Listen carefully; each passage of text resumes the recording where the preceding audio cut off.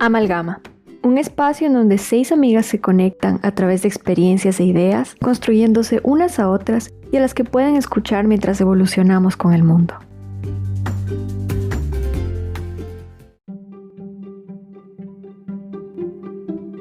Hace algunos días vi en Twitter algo que llamó mucho mi atención. Era un chico colombiano que decía que por él ganar un poco menos que el promedio, el gobierno de Canadá, porque era el país donde vivía, le había llamado a decir que le iba a dar un cheque con una cantidad de dinero. Al final el chico concluyó que simplemente amaba Canadá. Los comentarios que vi bajo ese tweet me llamaron muchísimo la atención. Había quienes decían, wow, qué bien por ti, o qué diferencia, mira, esto en Colombia nunca pasaría. Y otro tweet vi que decía, bueno, sí, allá tienes todo eso y dinero, pero no tienes paisajes, no tienes la comida, estás lejos de tu familia. Me llamó mucho la atención porque al ser una persona que ha estado lejos de su casa y admitiendo que a veces he extrañado mucho justamente los paisajes, la comida y mi familia, tampoco puedo negar que la verdad me aproveché o simplemente saqué el máximo provecho a todos los estudios que pude tener, a las experiencias laborales, y también disfruté mucho de tener un poco de seguridad en general, seguridad laboral, seguridad financiera, y no es que no la tenga ahora en mi país, simplemente reconozco que mucha gente en nuestros países va en busca de eso justamente. Todo esto me hizo pensar un poco más allá, y pensé que era muy necesario que lo conversemos en Amalgama, porque no podemos negar que existe una dualidad y que existe temas culturales y sociales que hay que tomar en cuenta cuando alguien decide emigrar para buscar nuevas oportunidades. Por esta razón, hoy nos encontramos Mariana, Valerie, Anaví, Fernanda y yo, Nicole, para conversar un poco de este tema y entender desde nuestras opiniones qué es lo que puede estar pasando en nuestra región con este fenómeno de migrar, específicamente en los jóvenes en busca de nuevas oportunidades. Bienvenidos y bienvenidas. Bueno, como ya les comenté en toda esta introducción, creo que lo primero que les quiero preguntar a ustedes es, habiendo escuchado esta historia, este tweet que yo leí, ¿qué es lo primero que se les viene a la mente? ¿Qué les hace pensar? ¿Qué es lo que más le llama la atención a ustedes de este tema?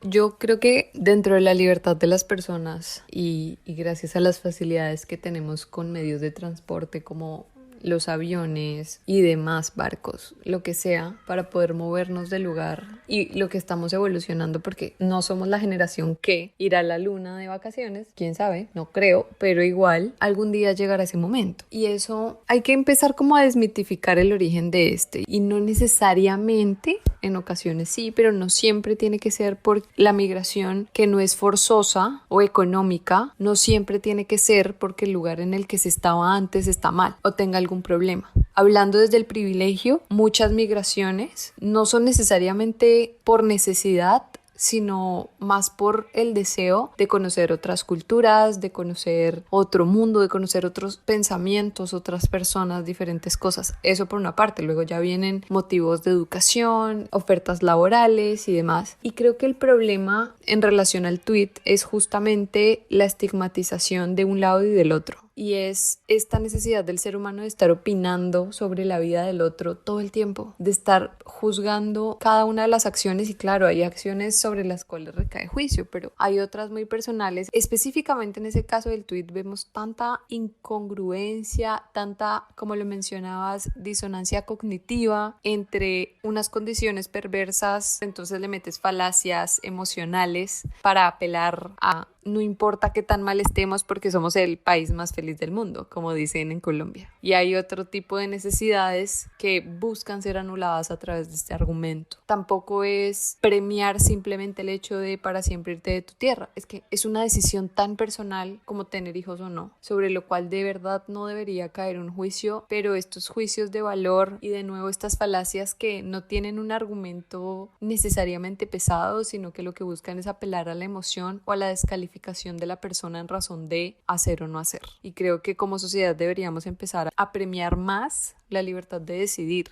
Qué maravilla que una persona, en el caso de la migración, especialmente porque trabajo con temas migratorios como es la migración venezolana, que tiene un origen en una dictadura y que es una necesidad de muchísimas personas. Ya hoy salió la actualización y han subido a 5.574 millones de personas venezolanas que han tenido que huir del país. O el caso de la migración en el Triángulo Norte. Pero cuando se habla de una migración que no es de necesidad, realmente no hay lugar a que la gente todo el tiempo esté juzgando, te vas a quedar allá sin tu familia, ¿sabes? Es una decisión tan personal que el precio a pagar va a ser de la persona.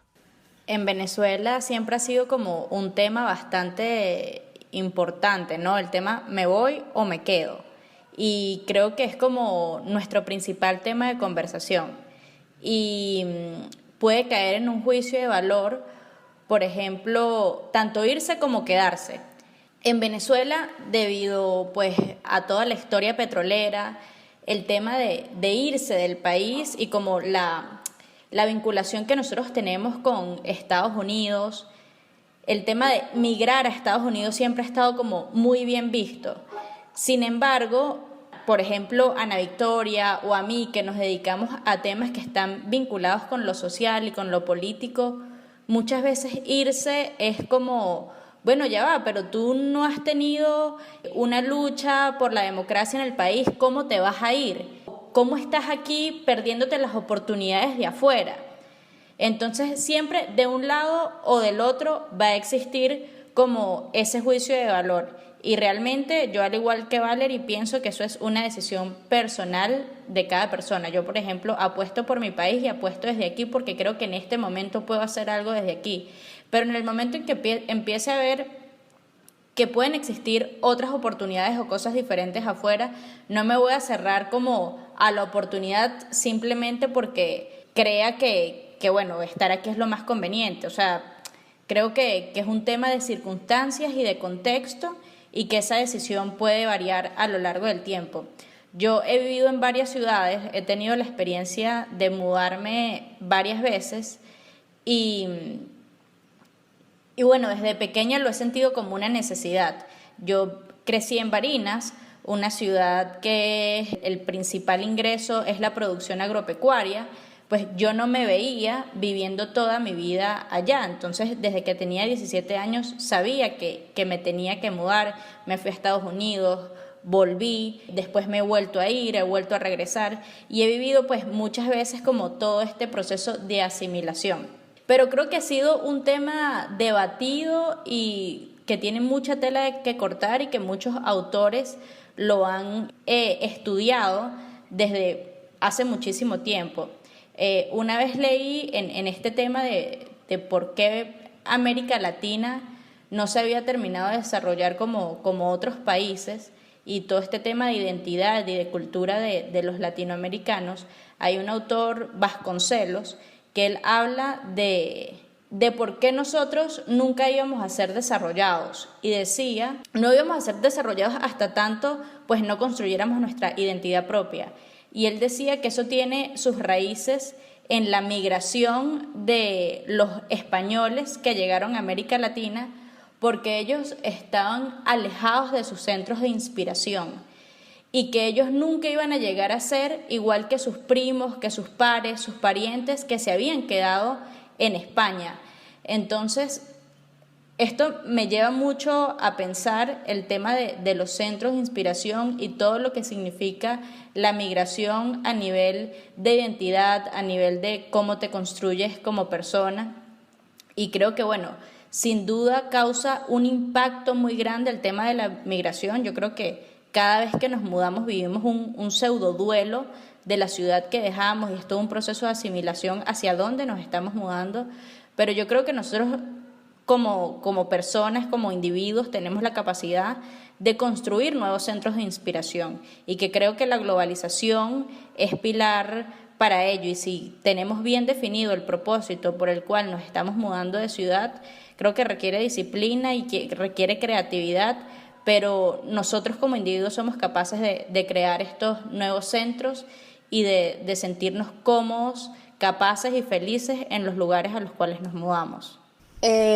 A mí este tema, aparte pues de lo que ustedes han dicho, también lo veo desde la perspectiva en que lamento un poco que como latinoamericanos tengamos a veces que irnos para encontrar oportunidades que se adecúen a nuestros perfiles, a lo que deseamos, ¿no? Porque, por ejemplo, no es tanto por necesidad de que necesitas salir de un lugar para suplir tus necesidades básicas, pero sí lo necesitas porque sabes que por tu perfil y por las cosas que deseas, quizás en el país en el que estás no lo vas a conseguir y no vas a tener la estabilidad laboral que te van a brindar en otras partes o las garantías que te brinda, por ejemplo, estar en otro país en donde por lo que haces te van a pagar muchísimo mejor. Es como un poco, por ejemplo, el tweet del que tú hablas, Nick, es claro, tienes que renunciar a unas cosas que son de tu apego en tu país, de la comida, de tu familia, de lo que sea, que es muy personal si quieres hacerlo o no, pero que también lo haces es precisamente porque sabes que eso que te pasó allá no te hubiera pasado por lo menos aquí en Colombia. O sea, a ti jamás te van a decir aquí, ay, usted gana menos del promedio, véngale, le subimos un poquito más nosotros desde el gobierno para que usted esté mejor. Eso en muy pocos países latinoamericanos va a llegar a pasar, entonces uno empieza a pensarse en otros países en los que puedas tener esa estabilidad que, como una vez un ex jefe mío me dijo, usted ahorita está joven y tiene muchas ganas y energía, pero más adelante lo que vas a querer realmente es una estabilidad económica y emocional en un lugar en el que tú sientas que te retribuyen de una manera adecuada por lo que aprendiste y por lo que estás dando, y que lamentablemente muy pocos países latinoamericanos te pueden brindar esas garantías. Entonces eso no es una necesidad, como no es una primera necesidad, pero sí es algo que se te brinda de acuerdo a lo que has empezado como a ver en otros países y a comparar lo que podrías llegar a tener en otros lugares, ¿no? Entonces eso me genera un poco de como de tristeza, no, o sea, no es tristeza, es como me genera un poco de desesperanza tal vez, de decir, bueno, me voy a tener que ir de donde yo estoy si en algún momento quiero tener una mejor carrera profesional, y no solamente en un trabajo, sino también en oportunidades académicas, en donde yo sé que, por ejemplo, hay otras universidades en el mundo en las que, según lo que yo quiero estudiar, por lo menos derechos humanos, son mucho mejores que las que están aquí en Colombia. Entonces, en algún momento es clarísimo para mí que me voy a tener que ir para algún lugar a hacer mi maestría para que quizás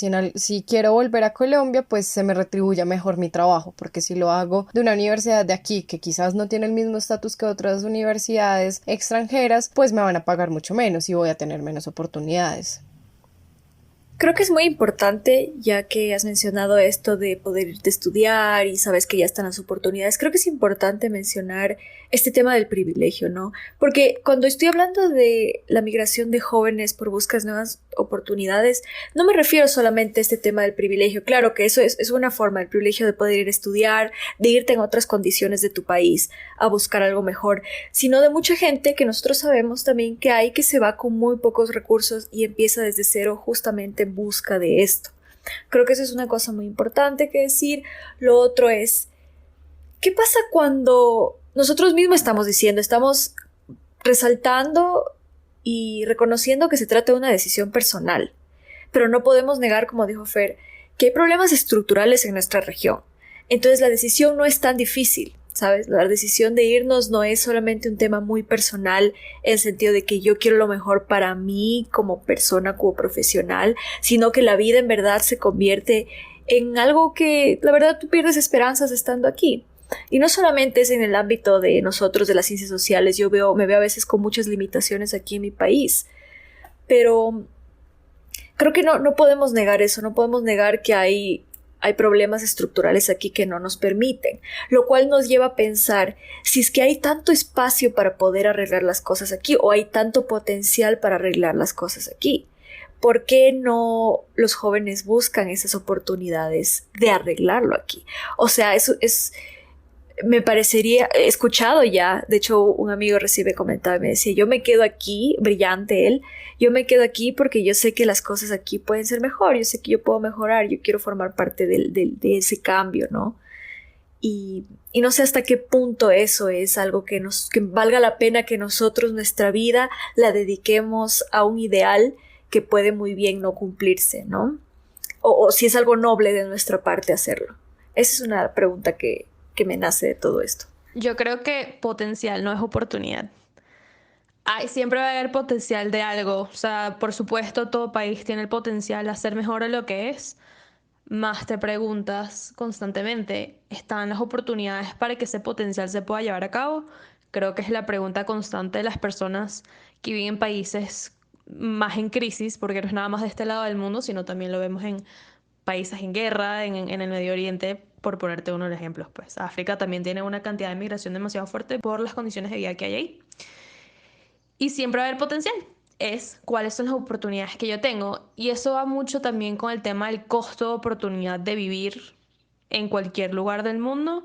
Siempre va a haber un costo mayor o un costo menor dependiendo de las oportunidades y privilegios que tú tienes. No es el mismo tipo de migración que quiero yo, que siempre he pensado en migrar a otro país por la experiencia de vivir a otro país, y dio la casualidad que también vivo en Venezuela, que ese deseo también se convirtió en low-key una necesidad. Porque si bien hay muchísimo potencial en Venezuela, sí, las islas son bellísimas y ahí cae mucho potencial de turismo y ahí cae mucho potencial de vender. O sea, en Venezuela se vende de todo. Está la oportunidad de yo poder tener un negocio legítimo sin tener que enchufarme con el gobierno para que sea próspero. Es una pregunta que dejo al aire para no meterme en mayor problema. Entonces, creo que están esas dos, creo que siempre están las ganas de viajar. Yo creo que la razón de por qué la gente migra es para la oportunidad que te brinde esa migración. O sea, ¿cuál oportunidad es? Una vida extremadamente mejor a la que vas a tener o la oportunidad de tener una experiencia nueva. O sea, está todo el espectro de las necesidades por qué la gente migra. A mí lo que más shock me da ahorita es la polarización que hay en la reacción de migrar. Ah, ¿no te vas a ir? Ah, te vas a ir. Y yo antes, cuando estaba chiquita, cuando estaba joven y no sabía nada y estaba llena de ideales, decía que la gente que emigraba de Venezuela en tanta crisis era como un acto de cobardía y abandono. O sea, literalmente lo dije. Y lo dije en una entrevista de radio, o sea, échale tú. Y luego lo fui pensando y yo dije, sí, valientísima. Y luego dije, cónchale, no, también es un acto de inmensa valentía irte, porque tú importas también. Y tu felicidad importa también. Y lo que puedes hacer tú y cómo tú puedes representar y ayudar a tu país desde afuera, si eso quisieses hacer, también importa. Entonces a mí lo que más me sorprendió es eso. Primero, que la dualidad que existe en la respuesta a migrar, porque creo que antes, no solamente en Latinoamérica, sino en general, viajar y migrar era algo bien visto. O sea, un mundo que se estaba globalizando era súper normal que eso pasara. Incluso antes de la crisis venezolana está la Fundación Ayacucho, que ellos literalmente regalaban becas 100% para que tú te pudieses ir a formar en otro país y, entre comillas, volver a Venezuela. Y ellos básicamente entrenaron y regalaron un poco de talento venezolano para que se quedara en el exterior. Entonces, creo que no es tan complicada como la gente lo ve. Creo que la libertad y las ganas de conocer lugares nuevos y tener esas experiencias no debería ser mayor cuestionado, porque es la dificultad de cada uno. Y esa persona que va a migrar está perfectamente consciente de lo que está dejando atrás. O sea, no es Ikigai, no me digas, estoy dejando a mi familia en otro país, no me digas que hay una crisis en mi país, ya la gente lo sabe. Entonces, ¿por qué empeorarlo? O sea, ya el peso está ahí y la esperanza también está ahí. La doble moral y el estigma hacia todo en el que nada es bueno, porque como tú decías, Anaví, todo es criticado. Si se quedan, ¿por qué se quedan? Y si se van, tan malos porque se van. Yo que voy a ser presidenta y que vivo en otro país y desde hace 8 años he estado intermitente, siempre he estado afuera y adentro, afuera y adentro, porque yo creo que puedo trabajar mucho por Colombia, a veces dependiendo del campo incluso más, desde afuera. Claro, yo jamás he pensado abandonar 100% Colombia, porque en estos 8 años he estado viviendo en 4 países diferentes, en 2 continentes distintos, y siempre he estado presente en Colombia en actividades políticas colombianas, ahorita trabajando con la migración de la región, siempre he relacionado todo con Colombia y con el desarrollo de Latinoamérica, pero no debe haber una condena a que salgas. Es como literalmente, si estás en tu casa y puedes trabajar en el campo en la ciudad, es que ¿por qué tienes que elegir si puedes tenerlo todo? Claro, cuando hablamos desde el privilegio, de nuevo, pero si tienes la capacidad de hacerlo, ¿por qué no? Y si haciéndolo puedes ayudar a un número mayor de personas, ¿por qué condenarlo? Y esto pasa mucho en la idiosincrasia latinoamericana. Esta condena se fue, qué mal porque se fue, se olvidó de su gente y de su tierra. No se olvidó, ¿tú qué sabes a qué se fue? Y si se fue a prepararse mejor para volver con conocimientos mejores y mejorar justamente un área específica de su estudio, o la razón que haya sido, porque es que a ti el único que tiene derecho a preguntarte qué vas a hacer en X o Y país es la autoridad migratoria de cada uno de esos estados que te pregunta al llegar. De resto no le tiene que importar a nadie. Yo creo que sí es un problema la fuga de cerebros en el sentido literal, y es cuando se fugan, ya, pero de todas maneras es una decisión muy individual. Lo que creo que puede llegar a acercarse un poco al ideal es preparémonos donde sea que consideremos que lo hagamos mejor. En mi campo, que es el derecho internacional, puedo decir que de todas las experiencias académicas que he tenido en 3 universidades distintas, en una como profesor asistente en Stanford y la otra en la Universidad de Barcelona como estudiante y en la Universidad del Rosario en Colombia como estudiante de pregrado, la Universidad de Colombia es maravillosa. Estando en el field, qué calidad de educación la de mi universidad en Colombia, y sigo vinculada con ellos porque en Latinoamérica se nos exige muchísimo. En Europa es un poquito más flexible, obviamente depende de los países, pero se suele flexibilizar un montón y el estudiante es muy premiado. En Colombia no, en Colombia es como el estudiante tiene que estudiar un montón y punto. Solo puedo compartir mi experiencia porque he participado en estos 3 escenarios y puedo decir con mucho orgullo que la universidad en Colombia, excelente, pero las otras también son increíbles. Entonces no necesariamente tiene que ser porque la educación en mi país sea mala, porque no lo es, pero si tenemos la capacidad de ver otras cosas, otras perspectivas de un mismo tema, cómo se ve, por ejemplo, la hegemonía por parte de una región en un continente específico y cómo se ve el mismo trato y la misma relación comercial y económica desde otra parte del mundo, desde la perspectiva académica, es enriquecedor. Entonces, si una persona tiene la oportunidad y la capacidad de desplazarse a otro lugar para enriquecerse no solamente académicamente, sino en experiencia personal, laboral, pues maravilloso, maravilloso, y me alegro. Y ojalá, claro, desde donde sea que cada persona esté, pueda seguir contribuyendo al desarrollo tanto de su cultura como de su país. Y estoy segura que los chinos que se quedaron para siempre en Estados Unidos no son personas que se desligaron de su cultura ni de su país, porque si no, no existiría un Chinatown en Nueva York. Y seguramente siguen haciendo muchas cosas por su país desde allá. Entonces, mi invitación principal es: dejemos de condenarlo todo, dejemos de criticar todo, empecemos a construir en colectivo, en conjunto, y ver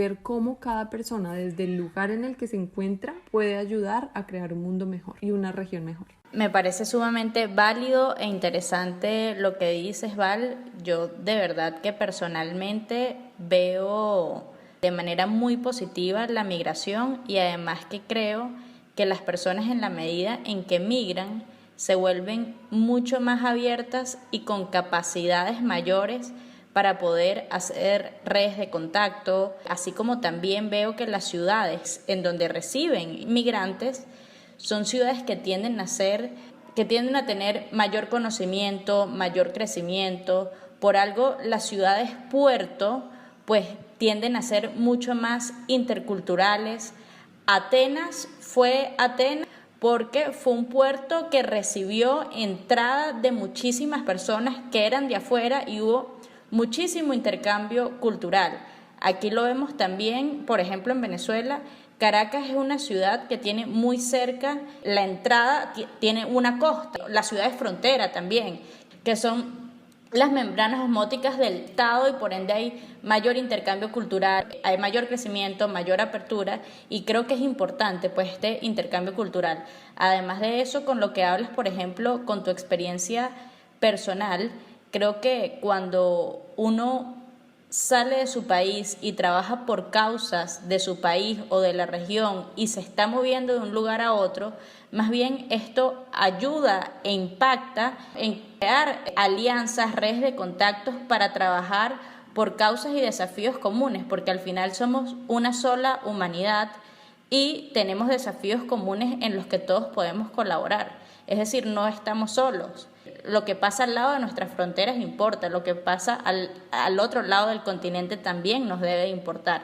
Entonces creo que es un tema también de concientización de hacernos cada vez más ciudadanos de este mundo, de pensar de manera globalizada y de poder impactar a los lugares que vamos sin dejar de un lado pues lo local y tener siempre esa referencia de poder contribuir al desarrollo del lugar de donde venimos. Estoy de acuerdo con todos esos lados positivos de lo que puede significar salir, en especial porque celebra mucho la individualidad y ese ímpetu que tenemos las personas jóvenes de seguir conociendo, especialmente en un mundo tan globalizado. Sin embargo, a mí sí me preocupa, o sea, yo no puedo negar que existe algo negativo de todo esto, porque yo me doy valor a mí misma y valor a lo que yo sé y el privilegio que he tenido para estudiar y aprender todo lo que aprendo. Yo soy una persona que se está preparando para emigrar en los próximos meses y me imagino muchas personas en la misma posición que yo. Quién sabe, no por amor, que es mi caso, pero quién sabe si no hubiese sido por eso, igual hubiese tomado la decisión de irme. Me puedo pensar en la gran cantidad de personas que hacen exactamente lo mismo. Muchas veces viene de ya haber tenido esta posibilidad de viajar antes, es decir, que tal vez estás muy bien preparado, que tal vez ya has tenido buena experiencia, que tienes mucho talento y habilidades. ¿Qué pasa cuando todo eso, en gran cantidad, simplemente sale del país? Simplemente deja atrás países como los nuestros, que como ya lo indiqué, son países con problemas estructurales súper grandes, sociales, mucha desigualdad. ¿Qué pasa cuando lo mejor de todo del país se va, buscando oportunidades en lugares donde puedan de verdad thrive, como que puedan hacer lo máximo de sus capacidades? ¿Qué pasa con nuestros países? Quedan, entre comillas, solos. Porque, repito, mi país es particularmente uno en el que la migración lo ha afectado muchísimo. Porque primero se fue toda esta capacidad intelectual, por decirlo de una manera, o sea, todas las personas profesionales formadas se fueron del país, o sea, es clarísimo. Yo empecé en mi primer año de la universidad con 150 personas en mi salón, nos graduamos 7. No les estoy exagerando ese número, nos graduamos 7, de los cuales por lo menos 50% de ellos se fueron. Eso es un 50% de un salón de abogados que se fueron del país. Quién sabe si poder cumplir con sus prospectos académicos en otros países. Deja países que los abandonan, porque sí es muy lindo y todo migrar, pero es una especie de abandono a tu país porque lo estás dejando sin nadie cuando todo el mundo se va, y es lo que está pasando en muchísimos de los países. Todo el mundo está migrando al mismo lugar, que le genera un problema importantísimo de cómo vamos a recibir a inmigrantes de todo el mundo en este espacio limitado de territorio, y además sus países se están quedando solos para que la razón de por qué muchos se fueron, que eran porque existen gobiernos totalitaristas donde no cumplen con las necesidades de su pueblo, etcétera, etcétera, etcétera, los están dejando a las manos de esos gobernantes. Entonces no hay avance en ese país, mientras que a donde emigraron se convierte un problema su llegada. Y eso genera xenofobia, genera los límites de oportunidades para ti, migrante, en ese país. Y eso es lo que hace emigrar tan difícil, especialmente ahorita, incluso si te fueses con todos los privilegios del mundo. Igual, se crearon estigmas, se crearon leyes para que te impidan poder migrar a ti hacia allá. O sea, pasan todas estas cosas y tu país queda abandonado. Venezuela, por un momento importante, y hablo de Venezuela porque lo vi, o sea, viví aquí cuando estaba vacísimo, sigue vacío, no progresó. Y no progresó hasta que el gobierno se dio cuenta, berro, Venezuela está estancado, y disculpa la expresión, pero está en la mierda. Vamos a ver si le facilitamos algo para ayudar y que se promueva la economía, y liberaron los aranceles. Y a partir de ahí, cuando hubo inversión extranjera de los que se fueron, es que por fin Venezuela, entre comillas, cabe acotar, se reactivó un poquito la economía. Y eso es lo que va a pasar. Dejamos los países abandonados y luego vemos cómo se puede ayudar desde fuera, pero sigue a la gente con los problemas adentro de ese país y no avanzó.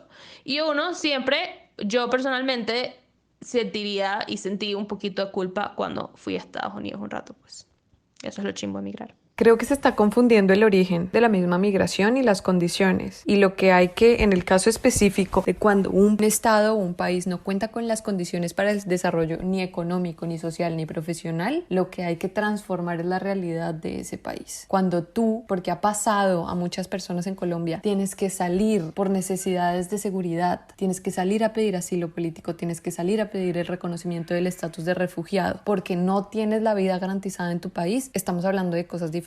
Lo que pasa para la mayoría de los migrantes y refugiados venezolanos, que de acuerdo de hecho a la Declaración de Cartagena, deben ser reconocidos como refugiados los 5.5 millones, que son casi 5.6 millones. El punto que hay que transformar no es, ay, la gente se está yendo y van a abandonar a su país, porque si en tu país no hay condiciones, si en tu país el Estado te mata, por más que tú quieras hacer oposición, lo que pasó en Cuba con los presos políticos, tú te puedes quedar de mártir, pero ¿qué tanto sentido tiene hoy en día ser mártir? Cuando tú, por el contrario, por presión internacional y demás, porque es que no sé cómo funcione Venezuela dentro, sé cómo funciona la migración venezolana afuera, pero no sé cómo funcione dentro, y cuando tú en ese sentido puedes llegar a transformar desde la incidencia política, pero con unas garantías mínimas, está súper. Pero cuando eso supone el riesgo a tu vida, es que estamos hablando de la dignidad y la vida, que son los requisitos esenciales para el ejercicio de los demás derechos. Y si tú no tienes eso garantizado, ya hablando de eso en el caso de lugares donde existen dictaduras como de nuevo Venezuela y Cuba, pero otros lugares en los cuales hemos tenido guerras, como el caso colombiano, donde muchos de los activistas, por ejemplo, está una política que asesinaron a todo su partido político y fue la única sobreviviente y tuvo que pedir asilo, y por fin ahora Aida Bella tuvo la posibilidad de regresar a Colombia, pero con unas garantías internacionales diferentes. Entonces no es necesariamente que estén abandonando. Y además muchas personas, ya hablando de paraísos, digamos que estamos en un escenario paradisiaco y aún así la gente se va, ahí ya vamos a la razón, que es uno, más personal, y dos, que yo no sé estadísticamente cómo sea el cálculo, pero estoy segura que la mayoría, por más que hagan su vida afuera, no abandonan del todo a su país, porque tú no solo ayudas a tu país estando dentro. Y creo que esta idea, y de ahí la culpa que mencionaba Naví, que se nos ha impuesto, es casi inconsciente, pero también es consciente, en el que tú solo puedes contribuir estando dentro, y si no, ¿qué culpa porque estoy bien mientras mi país mal? No, no es verdad. Trabajo con personas que desde afuera hacen muchísimas cosas por su propio país. Hoy en día la globalización, la virtualidad, incluso en la pandemia nos demostró que se pueden hacer muchas cosas. Ahora, hay realidades mucho más difíciles. Si nos vamos al caso de nuevo venezolano, es muy difícil sacar la dictadura, porque sabemos que hay bandas criminales detrás, porque sabemos que hay un narcoestado, un estado terrorista, que eliminarlo es bien difícil. No quiere decir que las personas que se hayan ido, ya hablando en ese caso específico, o de cualquier otro país, incluso paradisíacos, desde donde sea que estén, no hacen nada por su país. Creo que esa es la mentira más grande, de ahí viene la culpa, y que eso es la realidad que hay que transformar, esa creencia. Indudablemente la fuga de cerebros es un problema para la región,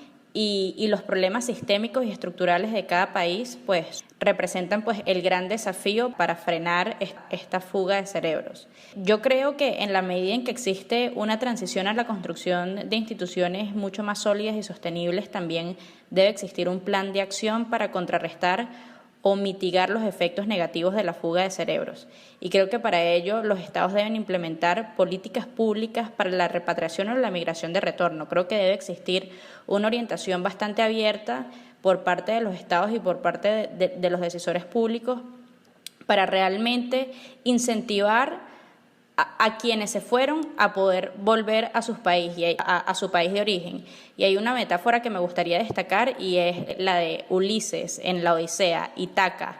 Y es que cuando él se va de Ítaca y pasa por toda esta Odisea, y cuando regresa ya la ciudad a donde vuelve, a Ítaca, ya no era igual a la ciudad en la que él vivía.